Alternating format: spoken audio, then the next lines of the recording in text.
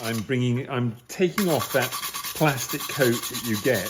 The plastic is where the resin floats to the surface when you're painting it on, leaving the metal attached to your sculpture itself, the metal powder.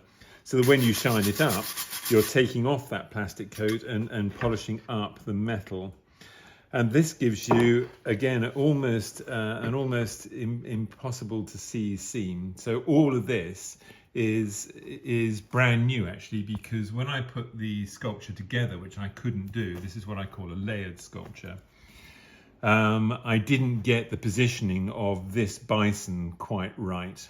It just looked wooden, and the reason it looked wooden is that its head was straight ahead in line with the body. So I didn't like it, so I cut the head off and twisted it around. So all of this texture that you see here has been reapplied afterwards so that it doesn't look like I cut the head off. And I quite like doing stuff like this because it allows you to make decisions and do quite drastic things. So this is iron resin, so it's impregnated with iron, exactly the same process. Move that out of the way so you don't damage it. And this was already preset, so all of the pieces fit nicely into place once I've cast them. But when I've just done the seam work on this, so this will be rubbed back as well. And it looks like coal at the moment, but in fact it's iron impregnated into the resin, and I will be putting copper sulfate on this later on, which will make it rust instantaneously. It'll go a kind of purpley colour. We'll wrap it up in a plastic, and overnight that will rust. What I've done is I've mixed up a solution of copper sulfate. It's about a teaspoonful of copper sulfate in a little paper cup with boiling water. And what I'm going to do, and you have to be, the brushes, use an old brush. It's very, very hard on brushes, these chemicals. And I'm just rubbing it in.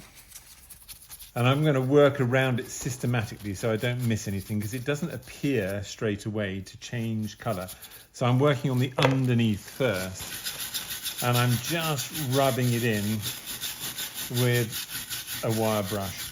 It will ruin the wire brush as well, copper sulfate. It makes iron and ferrous metals rust immediately, so don't stir it with your favourite metal tool, this solution, because your tools will irrevocably go rusty. So you can actually see it. I don't know if you can see it in the camera. There's a slight purpling going on the surface, or a slight discoloration going on the surface.